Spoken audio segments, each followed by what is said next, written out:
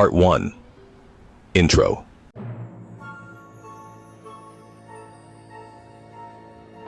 They were once the pulsating hearts of American suburbs. These sprawling structures were bustling centers of commerce and community.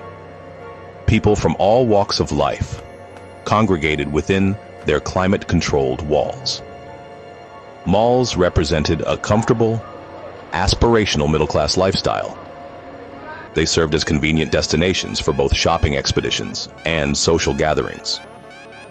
Weekends, for many, became almost synonymous with a visit to the local mall. Easily accessible by virtue of the nation's growing car culture, they stood as welcoming cornerstones of suburban life, promising variety and excitement. A profound sense of nostalgia now surrounds the very idea of the American mall. Countless individuals share cherished memories forged within their once vibrant corridors. First dates awkwardly began near fountains or movie theater entrances. Teenagers found a sense of belonging, hanging out after school with friends. The annual back-to-school shopping trip was a significant family ritual. Food courts, with their diverse array of options, offered a taste of culinary adventure. The flashing lights and electronic sounds of arcades provided hours of youthful entertainment. These collective memories contribute to a shared sense of loss as these places fade, making their decline feel surprisingly personal to many. Today, the atmosphere inside most remaining malls is starkly different. The joyful cacophony of shoppers and playful children has been replaced by an often unnerving silence. Escalators, which once tirelessly transported throngs of people, now stand motionless, frozen in time. Rows of storefronts are securely shuttered, their display windows dark and empty. In some neglected structures, graffiti mars the once pristine walls, a sign of abandonment. The vast, deserted food courts tell a silent tale of better days long past. Outside, weeds might be seen bravely cracking through the asphalt of expansive, empty parking lots. This pervasive decay serves as a stark, visual testament to their dramatic and ongoing fall from grace. The Great American Mall, as an institution, is undeniably fading into history.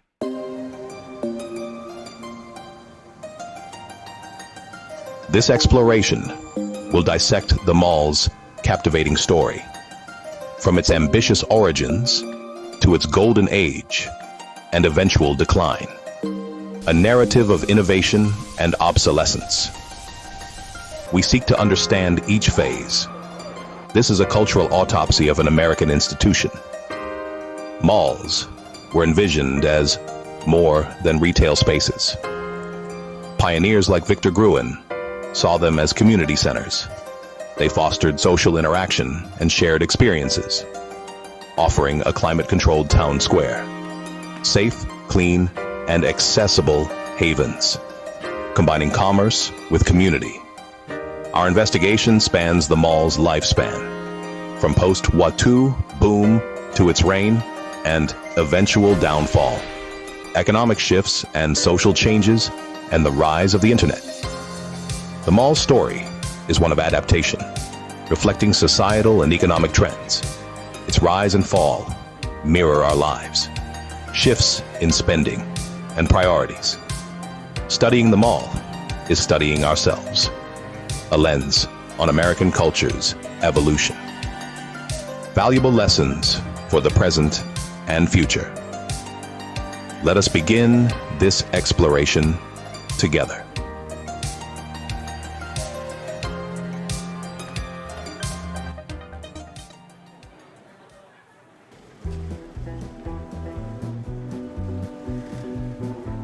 Before modern malls, shopping was in bustling downtowns or neighborhood main streets.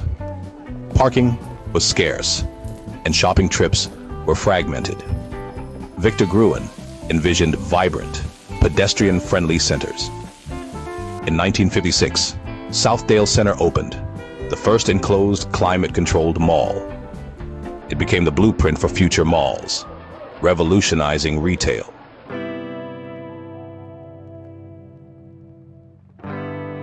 The period following World War II was a time of unprecedented transformation in the United States. The nation emerged with a robust economy and a renewed sense of optimism. Soldiers returned home, eager to start families and build new lives. This led to the famous baby boom, shaping American society for decades. Underpinning this suburban expansion was the increasing dominance of the automobile. The development of the interstate highway system facilitated travel by car. The car made the mall possible, catering perfectly to the car-driving suburbanite.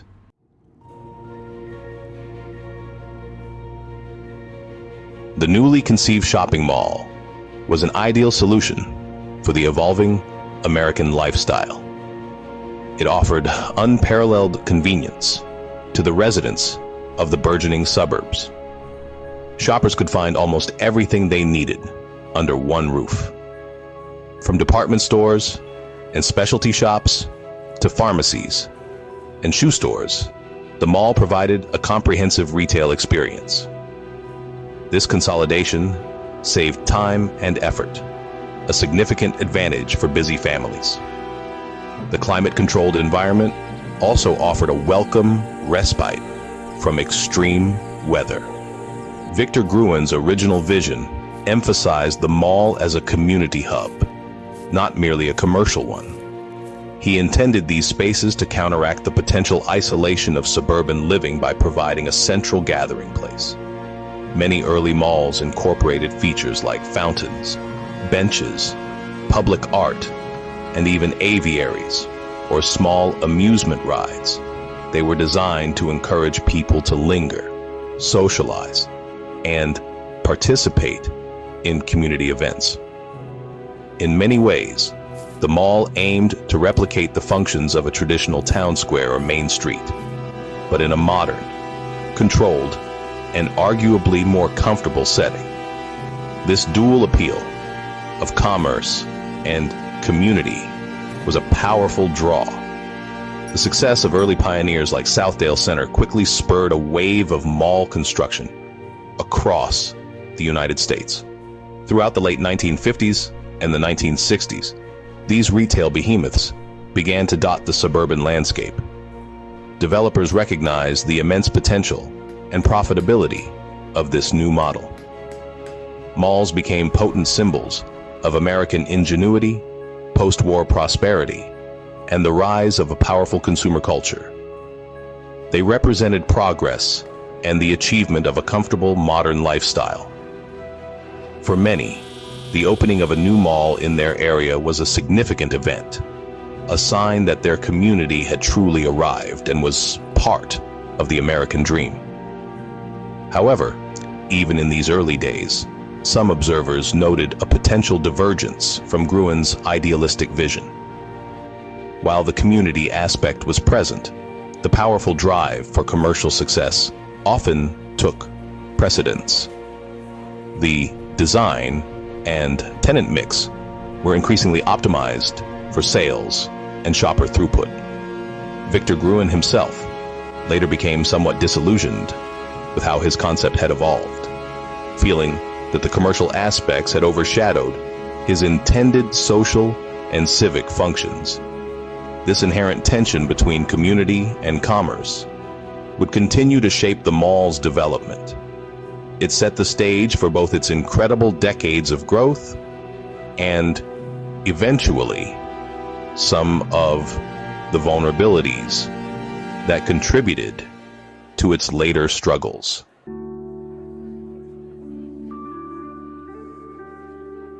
The 1980s and 1990s were the golden age of the American mall. Malls were central to suburban life and consumer culture. Large department stores, like Sears and Macy's, were crucial anchors. They drew shoppers with extensive selections and trusted quality. These giants ensured foot traffic throughout the mall. Their presence made malls dependable shopping destinations. Smaller specialty shops offered curated experiences. Fashion boutiques showcased the latest styles. Music stores and bookstores catered to specific interests. Malls were dynamic environments for new products and trends. The sensory experience was meticulously crafted to entice. Bright lights, enticing aromas, and background music created a stimulating atmosphere. Malls were carefully planned miniature cities of commerce.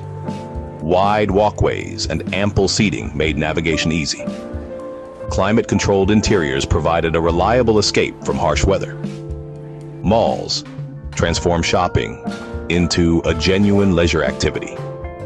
They were destinations eagerly sought out by families and individuals.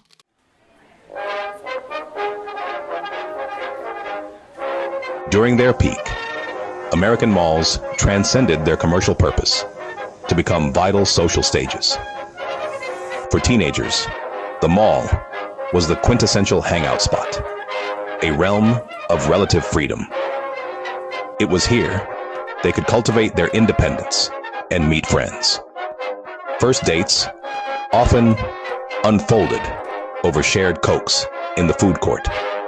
The mall provided a public arena for self-expression through fashion.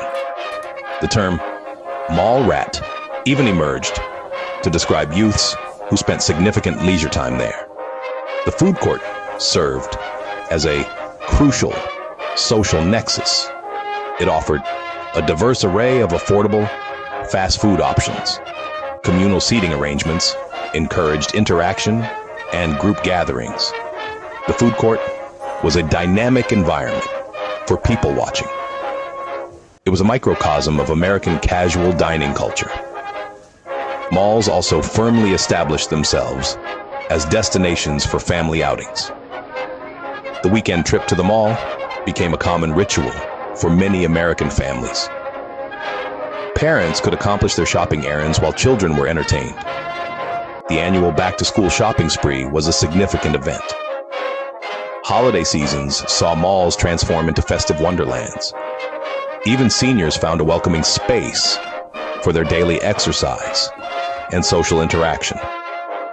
The cultural significance of the mall was amplified by its portrayal in popular culture.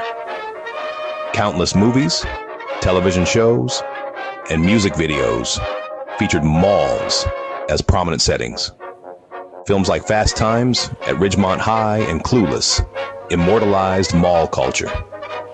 This media representation helped to cement the mall's image as an iconic American institution. It became what sociologists call a third place, a vital location for community life.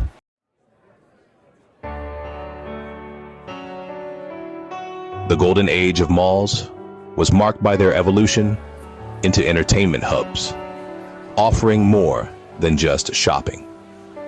Arcades and multiplex cinemas became key attractions, drawing crowds for games and movies. Special events and holiday displays added to the mall's appeal. Malls became vibrant community spaces, offering diverse experiences. This experiential kingdom defined its golden age.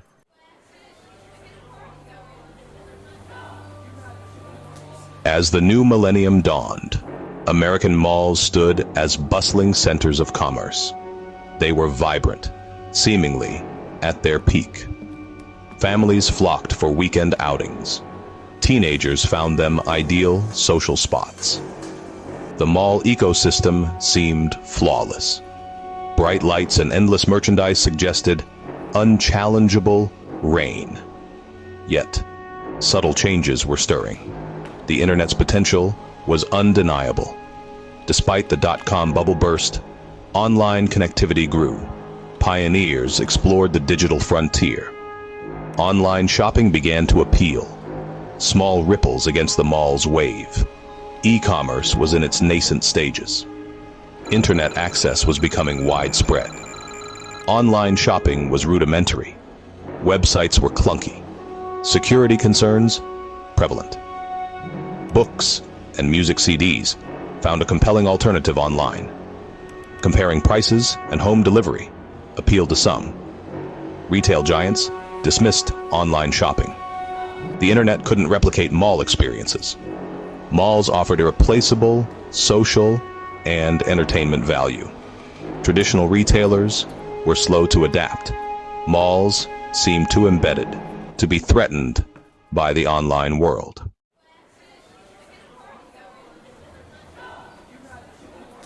The dawn of the 21st century marked a pivotal moment in how society interacted with commerce. The internet began its transformation into an indispensable tool for communication, information, and shopping. Early e-commerce platforms like Amazon and eBay gained traction. These pioneers offered consumers an alternative way to acquire goods. The convenience of home delivery began to chip away at the mall's dominance. This burgeoning online marketplace valued efficiency and accessibility. Consumers could browse a limitless virtual inventory from home. The need to travel to a physical location was eliminated. For busy individuals or those in remote areas, this was a significant advantage. Price comparison could now be done with a few clicks. This newfound power began to alter retail expectations. The impact on malls was a slow erosion. Bookstores faced direct competition from online retailers. Music stores saw a similar challenge with digital downloads. Specialty shops found the internet expanded their niche competitors' reach. Foot traffic in malls remained high, but pressures were early warning signs. The internet changed how consumers gathered information before purchases. People could research products online before visiting a store. This meant more informed and targeted shopping. Leisurely browsing in malls started to decline. The internet empowered consumers and challenged the role of physical stores. This shift in behavior altered traditional retail dynamics. The internet's whisper had become a roar.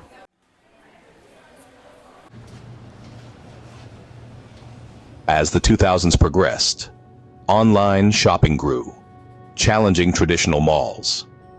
E-commerce offered convenience and variety, reducing the need for physical shopping trips.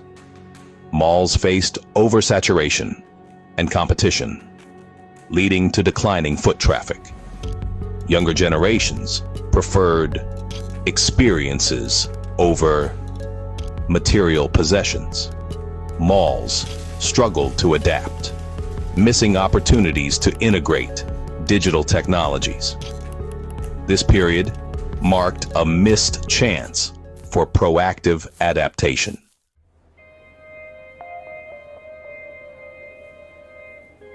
The decline of the Great American Mall was not due to a single, isolated event. Instead, it was a gradual erosion caused by a confluence of factors, a true death by 1,000 cuts.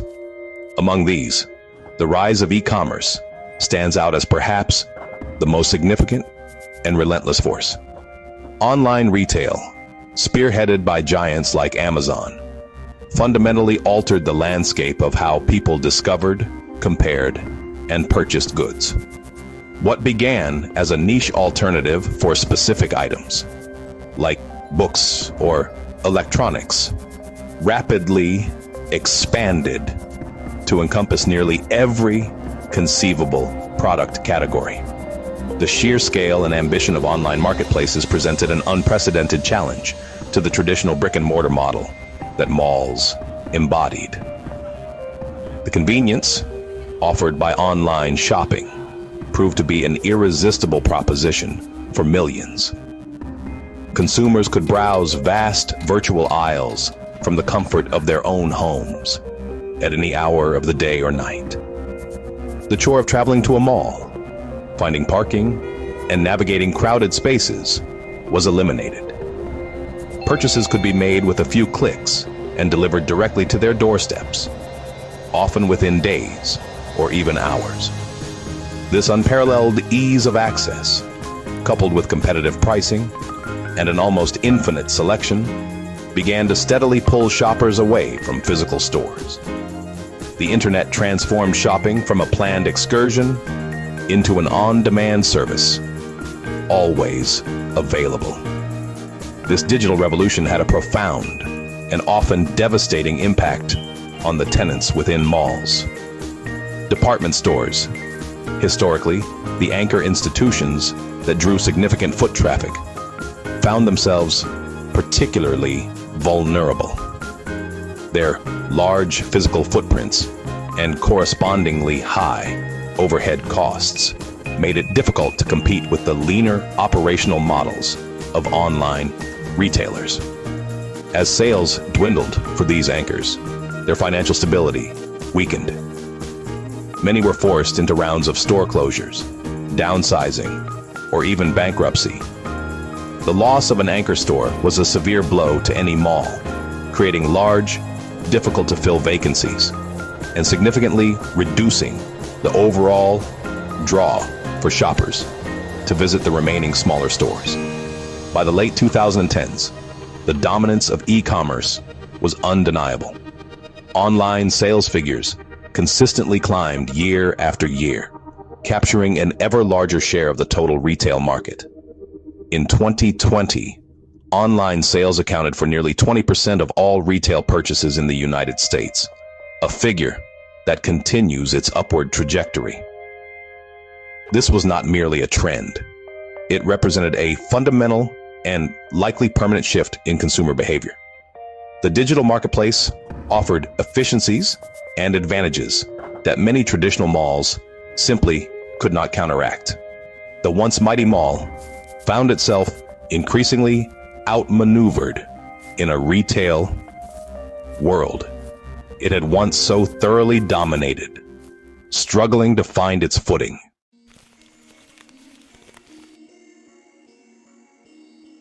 Beyond the technological disruption of e-commerce, a significant cultural shift in consumer habits further accelerated the mall's decline.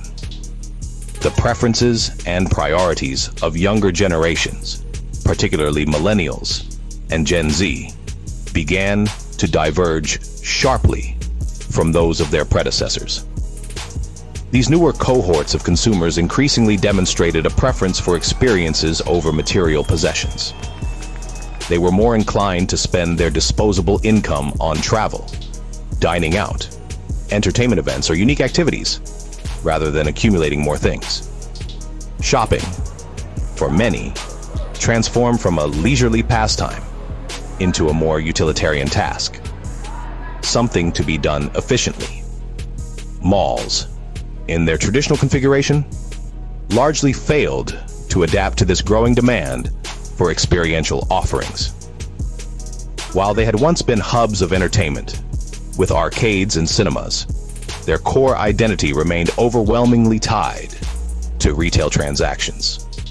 Many mall operators were slow to innovate or to reimagine their spaces as true, multifaceted destinations that could cater to these evolving consumer desires.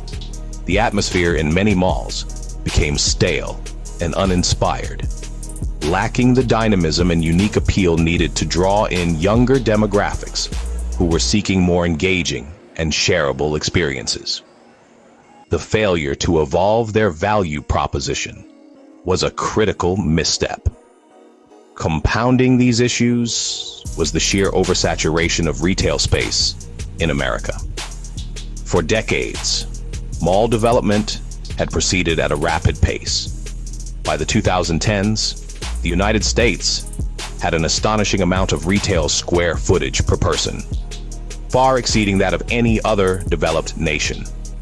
Estimates indicated around 24.5 square feet of retail space per capita. This overabundance meant that many regions simply had too many malls, all competing for a finite number of shoppers and retail tenants. In this crowded market, only the newest, most appealing, or best located malls could thrive, leaving many older or less strategically positioned centers struggling for survival. This oversaturation inevitably led to a cannibalization effect, where malls essentially stole business from one another. As new, more modern shopping centers opened, they often drew customers and tenants away from older, less updated malls in the same vicinity. This created a downward spiral for the less competitive properties. Declining foot traffic led to store closures, which further reduced the mall's appeal, leading to even lower foot traffic. Many malls became caught in this vicious cycle, their vast spaces becoming emptier and their futures increasingly uncertain. The market was simply too crowded, and many malls were deemed redundant.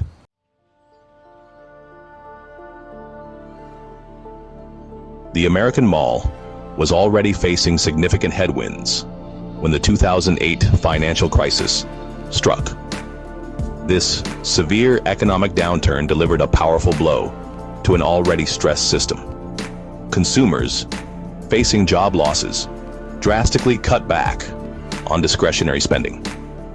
Purchases that were not essential were postponed or foregone altogether. Malls, reliant on non-essential goods, felt the impact acutely. Foot traffic dwindled, and sales figures plummeted. The 2008 crisis was particularly damaging to department stores. These giants, grappling with online shopping, found their situations precarious. Mounting losses forced many to close locations or declare bankruptcy. When a major anchor store closed, the effect on the mall was catastrophic. These closures triggered co-tenancy clauses, destabilizing the mall's ecosystem. The COVID-19 pandemic delivered a decisive blow to vulnerable properties. Government-mandated lockdowns forced non-essential retail to close. This abrupt cessation of business was devastating. Even as restrictions eased, foot traffic was slow to return. The pandemic accelerated e-commerce, cementing new habits. The prolonged closures pushed many struggling malls over the brink. Retailers unable to weather the storm faced bankruptcy. Bankruptcies and store liquidations became common. Analysts painted a grim picture for the future. By 2025, up to a quarter of all malls could close. The pandemic exposed and exacerbated the vulnerabilities of the great American mall.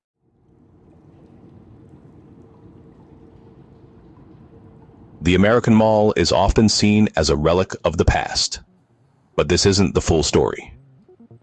Many malls are transforming, driven by necessity and innovation. The old model of department stores is fading, replaced by mixed-use developments. These new spaces blend retail, dining, entertainment, and even residential areas.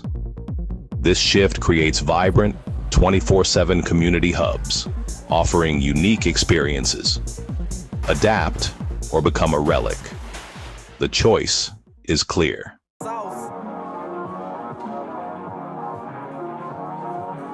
Many American malls, especially older ones, face significant decline. Repurposing offers a new path, transforming these spaces into logistics centers, community colleges, or even data centers. Their vast spaces and strategic locations make them ideal for e-commerce, education, and community use. The rise of online retail, which contributed to their decline, now fuels their transformation. These spaces are being reimagined, ensuring they continue to serve communities in new and innovative ways. From education to logistics, the future of these spaces is diverse and full of potential.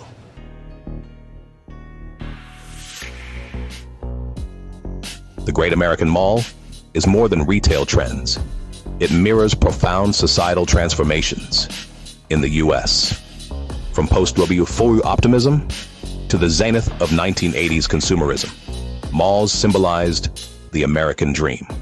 They offered clean, safe, and modern alternatives to downtown shopping. Malls became youth culture epicenters and family destinations. The rise of the internet and e-commerce challenged malls' dominance. Economic shifts and evolving consumer values further impacted malls. The mall's decline reflects significant societal changes. Its story offers insights into American society's constant flux.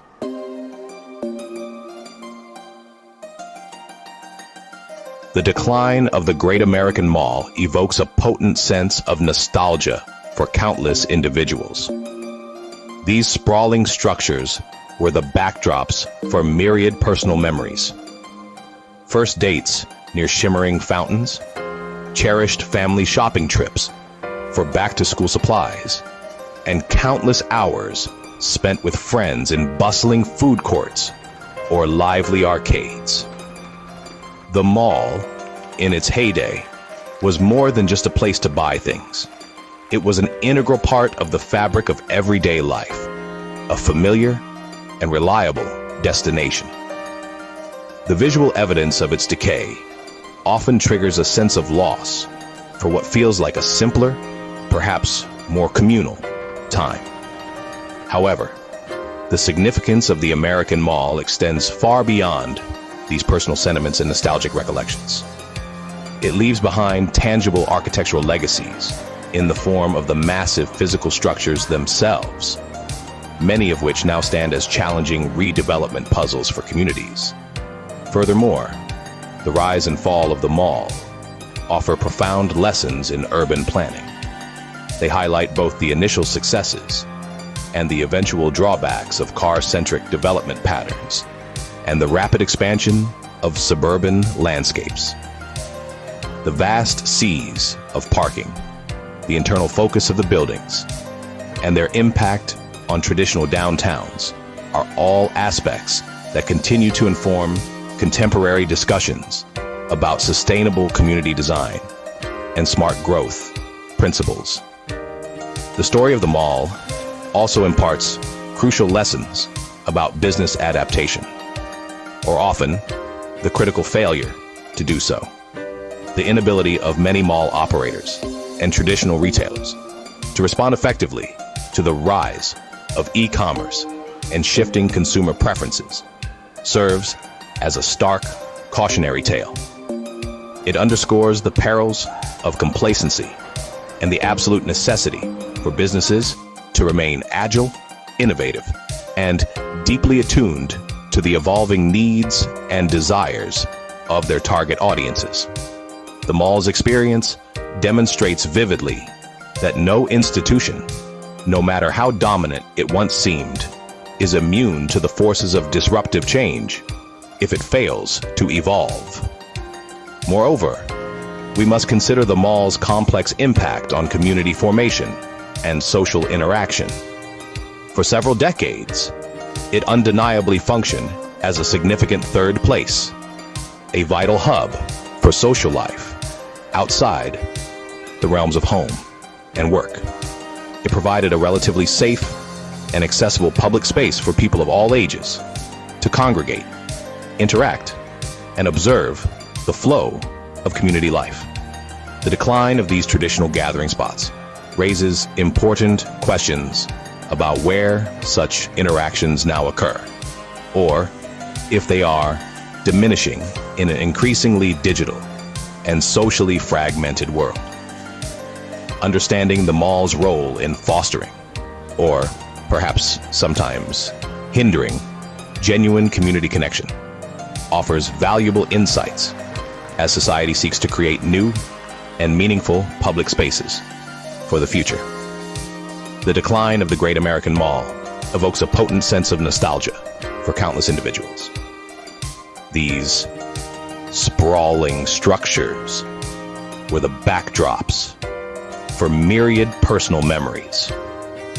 First dates near shimmering fountains, cherished family shopping trips for back-to-school supplies, and countless hours spent with friends in bustling food courts or lively arcades.